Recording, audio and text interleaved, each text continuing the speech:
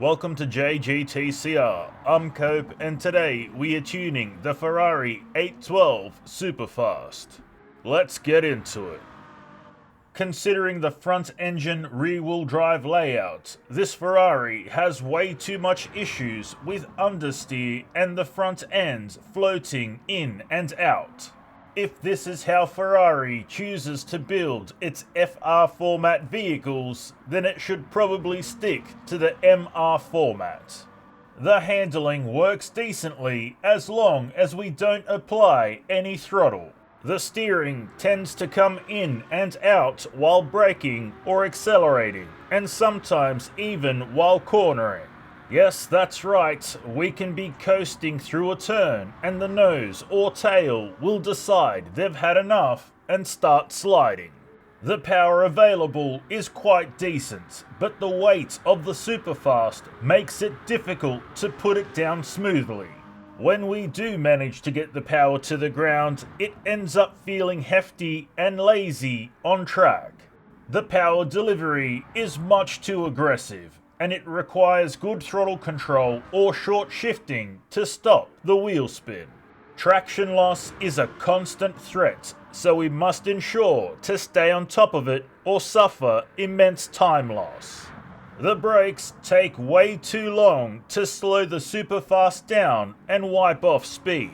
This may be due in part to the weight of the Superfast, however, it is something we need to account for, so brake early and brake well. Let's collect our time.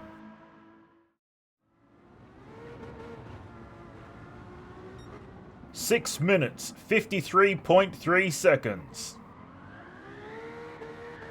And now the race tune. Race tuning the Superfast required dealing with both over and understeer, with the understeer being more prominent. The oversteer was subdued with some ballast over the rear wheels, while the rest of the settings are mostly geared to stabilizing the front end. Let's head back out to the Nürburgring. There has been a massive improvement to how this Superfast drives after tuning.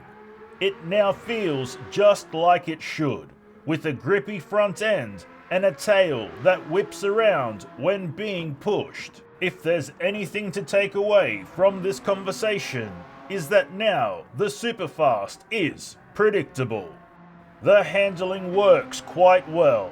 This Ferrari is easy to place on track and responds well to our inputs. The steering is sharp and precise as long as we stay on the black stuff. The front end is easy to unsettle, and the Superfast is quick to revert to its old ways. The understeer we experience can be lethal if not reeled in rapidly. The power is decent and smooth through the bottom to mid RPM range, but does become peaky at higher RPM. Additionally, the power falls away quickly at 9,000 RPM, so short shift around this area for best results. The power delivery becomes aggressive just after mid-range RPM and can cause considerable amounts of wheel spin. So be sure to short shift or use decent throttle modulation or suffer the tail ends kicking out hard while cornering. The brakes have improved and now work extremely well when slowing down. However, heavy braking from high speeds can make the tail step out when steering is applied. Let's collect our time.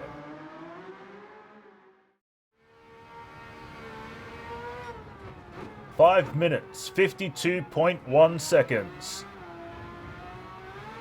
Moving on to the drift tune.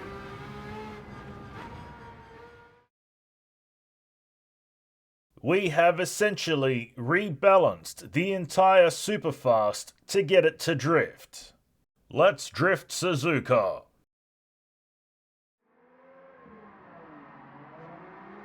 The balance of FR Ferraris are very much set like an MR vehicle. This makes setting up the Superfast to drift a chore. But all's well that ends well, and we got it done eventually. The handling is fairly good and solid, but has front wheel lock when wheel speed gets high, especially in 6th gear. The steering is tight and precise for the most part. However, it can sometimes get twitchy during transitions. There is heaps of power available to us, but using it properly can be hard to nail down. The power delivery is great most of the way through the RPM, but it gets nasty in the higher RPM. The optimal revs for maximum drift control is 6,000 to 7,000. The Ferrari 812 Superfast can be thrown around aggressively, but is far more agreeable to finesse and precision drifting. And that's all we have for you today, so until next time, keep racing!